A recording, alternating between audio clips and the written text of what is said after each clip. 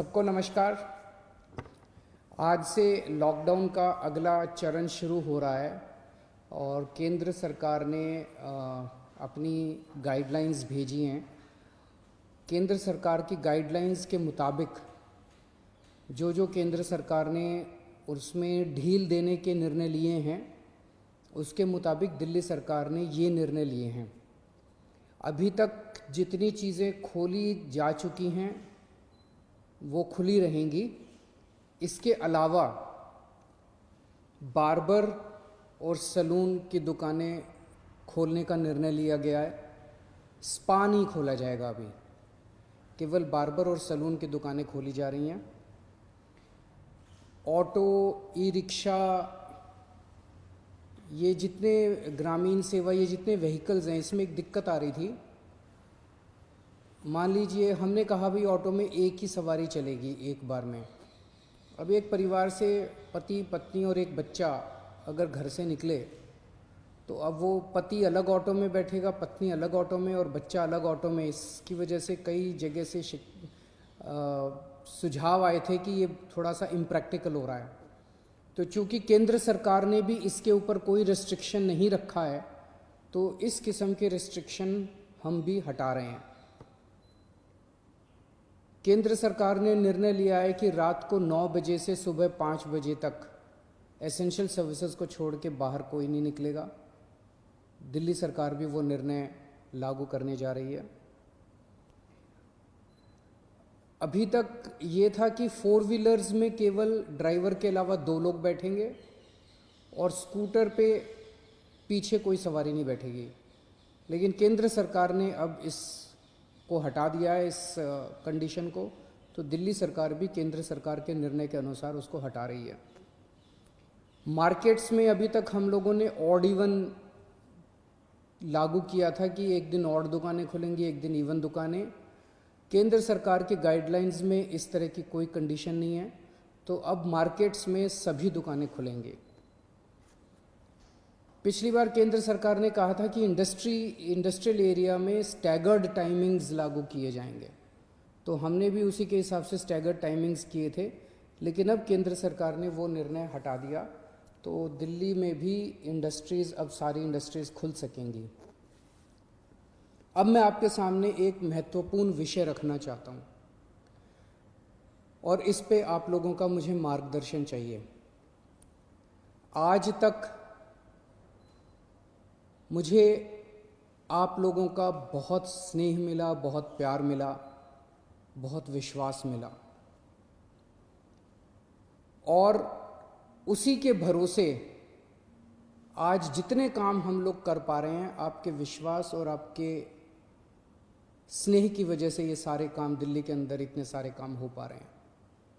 मेरे पास समय समय पर काफ़ी कठिन चुनौतियां आईं, कई बार उनके समाधान नहीं होते थे। ऐसे समय पे मैं कई बार आप लोगों के समक्ष आया, आप लोगों से मार्गदर्शन लिया, आप लोगों से सुझाव लिए। समय समय पे आप लोगों ने जो मार्गदर्शन किया उसको हम लोगों ने लागू भी किया। जैसे आपने कहा, हमने लागू किया। कुछ दिन पहले आप लोगों से सुझाव मांगे थे कि दिल्ली में लॉकडाउन में ढील दी जानी चाहिए कि नहीं दी जानी चाहिए, और भरपूर सुझाव आए। 5 लाख लोगों ने सुझाव दिए। आज आपका सुझाव एक बहुत महत्वपूर्ण विषय पर आप लोगों का मार्गदर्शन चाहिए। क्या दिल्ली के बॉर्डर्स को खोला जाए? एक बार तो आपको लगेगा कि ये क्या पूछ रहा हूं मैं। इसका एक इंपॉर्टेंट एस्पेक्ट है, दिल्ली के अंदर कोरोना के केसेस काफ़ी बढ़ रहे हैं। रोज़ हम देखते हैं कि दिल्ली में कोरोना के केसेस बढ़ते जा रहे हैं। मैंने इसके बारे में कहा कि दिल्ली में कोरोना के केसेस बढ़ रहे हैं, ये चिंता का विषय तो है, लेकिन घबराने की ज़रूरत नहीं है। ये मैं इसलिए कह पाया क्योंकि दिल्ली के अंदर पिछले 5 सालों में आपकी सरकार ने दिल्ली के अस्पतालों में और स्वास्थ्य सेवाओं में खूब पैसा इन्वेस्ट किया है। खूब नए अस्पताल खोले, खूब नए बेड्स बनाए, खूब सारे आईसीयू खोले, खूब सारे मोहल्ला क्लिनिक बनाए, सारा इलाज मुफ्त कर दिया लोगों के लिए। पिछले 5 सालों के अंदर दिल्ली के अंदर अभूतपूर्व विकास हुआ है दिल्ली की स्वास्थ्य सेवाओं में।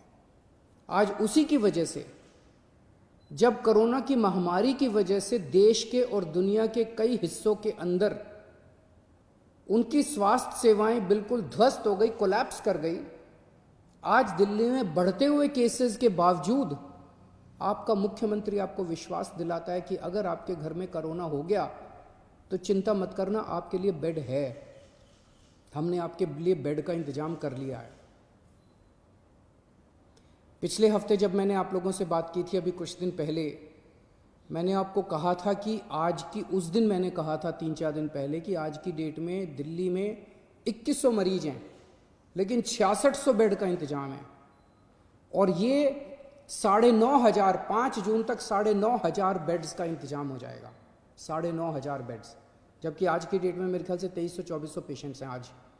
तो 2300-2400 पेशेंट्स के अगेंस्ट में हमारे 9,500 बेड्स का इंतजाम होगा। ये कौन से अस्पताल में कितने बेड खाली हैं, कितने वेंटिलेटर खाली हैं, एक तो है कि मैं वैसी हवा में बात कर लूँ, लेकिन अब आपको ऐप के ज़रिए भी ये पता चल जाएगा। ऐप तैयार हो चुका है, उसको कल लॉन्च कर रहे हैं, कल सुबह उसको लॉन्च करेंगे। आप उस ऐप को डाउनलोड कर लेना और आपको पता चल जाएगा कि किस अस्पताल के अंदर कितने बेड खाली हैं। और अगर आपके घर में कोरोना हो तो आप वहाँ जा सकते हैं। लेकिन अगर हमने बॉर्डर्स खोल दिए तो पूरे देश भर से लोग दिल्ली इलाज कराने के लिए आते हैं। क्यों आते हैं? 2 कारणों से दिल्ली आते हैं। एक कारण कि दिल्ली की स्वास्थ्य सेवाएं आज पूरे देश में किसी भी राज्य से या किसी भी शहर से सबसे ज़्यादा अच्छी हैं। पूरे देश में सबसे अच्छी स्वास्थ्य सेवाएं आपको दिल्ली में मिलती हैं, तो पूरे देश भर से लोग इलाज कराने आते हैं। और दूसरा कि दिल्ली के अंदर सरकारी अस्पतालों में सब कुछ मुफ्त है। आपका 10 लाख रुपए का भी अगर कोई ऑपरेशन होगा तो वो भी मुफ्त है। तो पूरे देश भर से लोग यहाँ इलाज कराने आते हैं। जैसे हम बॉर्डर्स खोलेंगे, देश भर से लोग अपना इलाज कराने के लिए दिल्ली में आएंगे।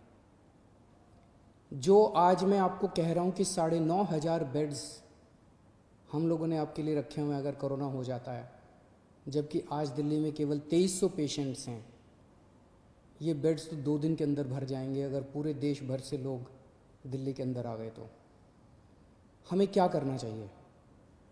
क्या बॉर्डर्स खोलने चाहिए या नहीं खोलने चाहिए?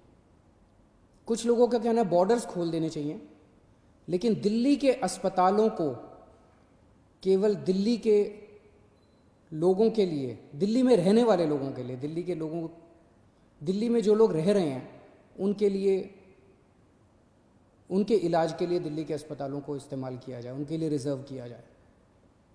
लेकिन दिल्ली तो दिल वालों की है, दिल्ली तो सबकी है, दिल्ली तो देश की राजधानी है।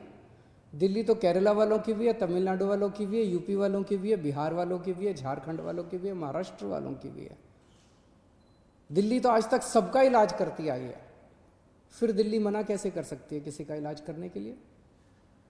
तो कुछ लोगों का सुझाव है कि जब तक कोरोना है तब तक के लिए कम से कम दिल्ली के अस्पतालों में केवल दिल्ली में रहने वाले लोगों का इलाज होना चाहिए।